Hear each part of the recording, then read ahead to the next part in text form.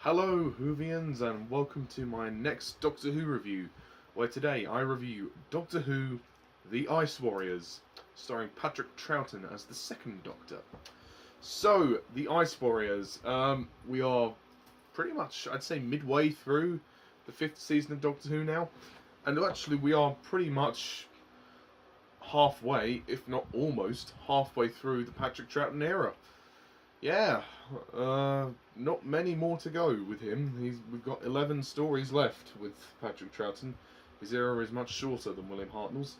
So, the Ice Warriors. Basically, the plot of this story is the TARDIS arrives on Earth in a new ice age. The travellers make their way into a base where scientists, commanded by leader Clent, are using an ionizer device to combat the advance of a glacier. A giant humanoid creature called an Ice Warrior by one of the scientists has been found buried in the nearby glacier. When thawed, it revives and is revealed to be Varga, captain of a Martian spacecraft that landed on Earth centuries ago and is still in the glacier. Varga sets about freezing his comrades and formulating a plan to conquer the Earth. Mars itself is now dead. The scientists realize that continued use of the ionizer could make the ship's engines explode. Their computer is unable to advise them without more information. Disaster seems imminent. The disaffected scientist Penley, supported by the Doctor, decides to risk activating the ionizer. There is only a minor explosion which destroys the Martians and, at the same time, checks the ice flow. That is pretty much the synopsis of the Ice Warriors. So, according to TARDIS Wiki. So, the Ice Warriors. I did see this story actually. This was one of the few classic stories I did watch a while ago, like 4 years ago, 4 or 5 years ago. I did actually get this on DVD from a friend of mine. Unfortunately, I had to sell my DVD because I needed money. Which is unfortunate, but I was able to watch this story online again. So, the Ice Warriors, going back to it, how is it? In my opinion, while it's not a masterpiece, it's certainly a very entertaining, very solid Doctor Who story. I think it's good. It's very good, it's solid, it's fun, it's great. But it ain't perfect. But I really like it. I like the story. This has a really interesting story about the scientists, doing the research, and the fact that they're using this ionizer to stop a melting glacier is interesting, and it's interesting how the Ice Warriors kind of just emerge from the glacier. And this story has a lot of tension in it. There's a lot of suspense with this story, and that really works. It's a much more serious story. There's not really any comedy in this story. That could be a bit of a setback, and I think that we needed to see a bit more comedy from the Doctor. But for the most part, this is a pretty good story. I really like the design of the Ice Warriors. I think they look really cool, and I think the voices are pretty freaky. When they whisper like this, they kind of slither their voices like snakes. It's very, very weird and very creepy. I mean, the computer's voice is weird too, but that voice for the Ice Warriors is certainly something to behold. The acting is tremendous as always. Patrick Troughton as the Doctor is very good in this story. He's very commanding. He's very down to the point. He's very assertive in this story. He takes control. Sorry. I don't think it's his best performance because I do feel that there is a lack of comedy, a lack of light relief in this story, which really sort of, kind of, it's a shame because I like seeing the humour of Patrick Troughton's Doctor because he's very quirky and he's weird and he has this kind of odd, he has his odd quirks, and I did miss the recorder in this story. I think that would have been nice just to have the recorder, but it's only a little thing. Frazer Hines as Jamie is very good too.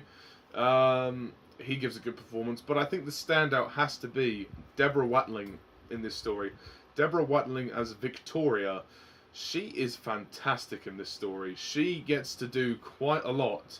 For the most part, she's with the Ice Warriors. She's separated from the main group of people. She does meet up with the Doctor later on in the story, but for the most part, she's pretty much on her own, and she has to act extremely terrified, and she does that very well. Her acting is pretty natural, pretty raw. I think for me, it's her best performance so far that I've seen her do, and I mean, I'm looking forward to seeing her in the future stories that she's in. I know she's not going to be with us for much longer. If we're going by this season, she's going to be in another half a season, and then that's it. What's this? The side characters. We have a great set of supporting characters. It's worthy to note. Fun fact: Peter Sallis is in this story. Peter Sallis plays Penley, the scientist. Who actually, fun fact: Peter Sallis is the person that voices Wallace in the Wallace and Gromit cartoons by Aardman.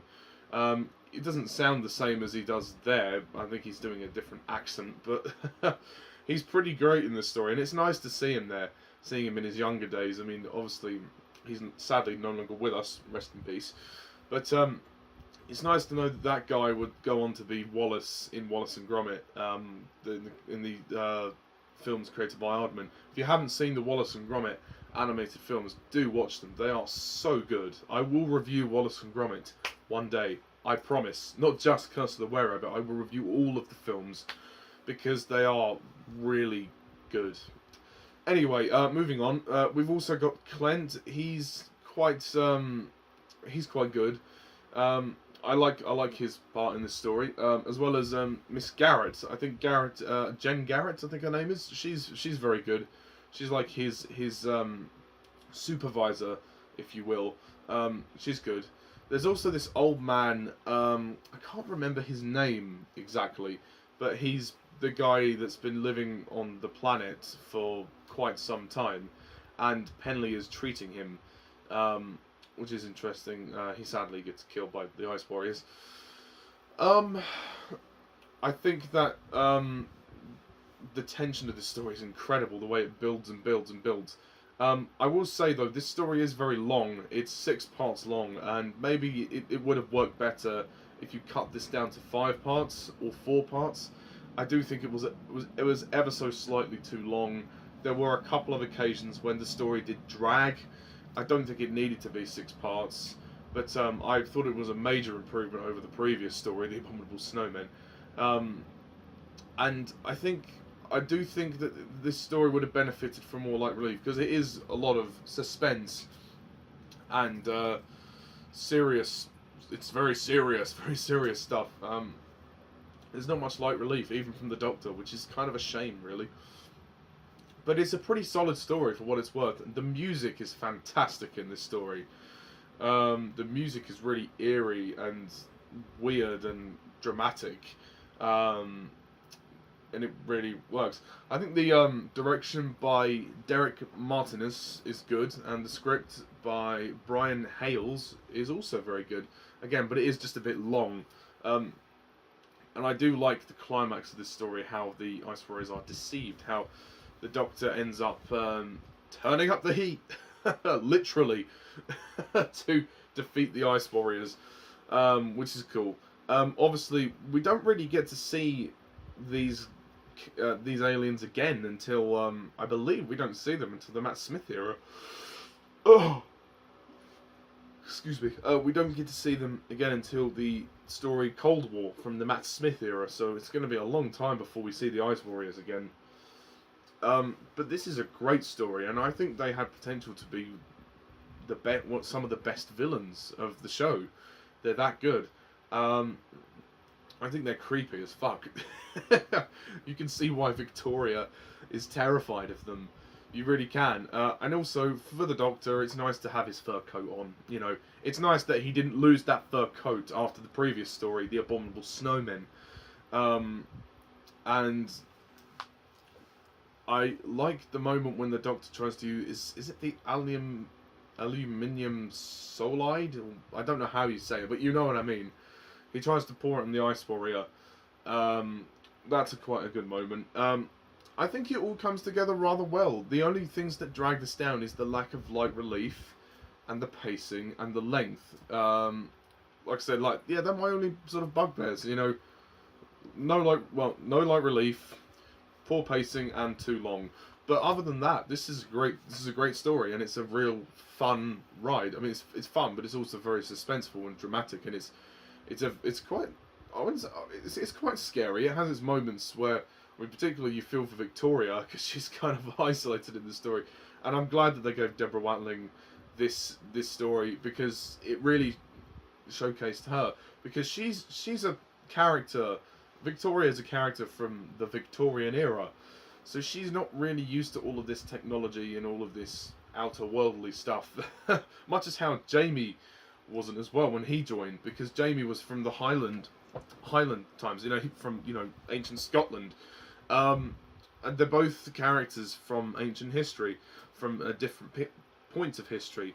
So it's interesting to see how they both react to everything around. Jamie's very much used to this by now, but Victoria is still trying to grow accustomed to the Doctor's life, really.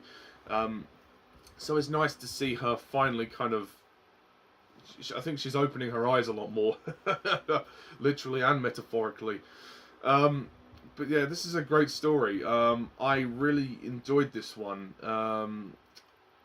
I mean, it's not the best ever, but it's not the worst either. It's pretty good. It's pretty good.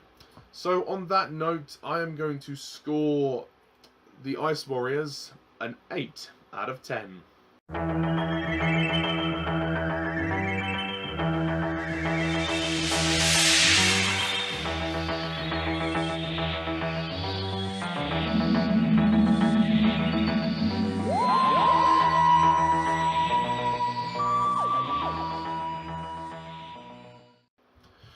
Yeah, that's pretty much it. I mean, also, yeah, God, an ionizer to stop melting glaciers. God, if only. And it's interesting to know that the Ice Warriors actually originated from Mars as well, the red planet, as they say. And apparently Mars is destroyed. Blimey, didn't see that coming. So yeah, that's pretty much it, really, for this story. What do you think? Do you agree? Do you disagree? Please put your comments down below. Let me know.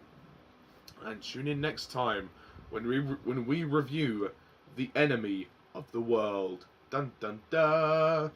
I believe the story has recently been released on DVD. I believe. I will be watching that next time and reviewing it for you. We're drawing closer to the end of this season.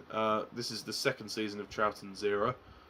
Then we have 3 more stories until the end of season 5.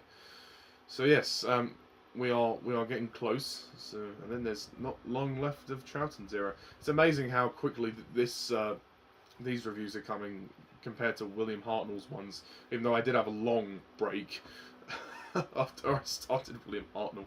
But anyway, so a lot of Doctor Who reviews to look forward to. So anyway. Thank you guys all for watching, and as always, I'm Mr. TARDIS11. See ya.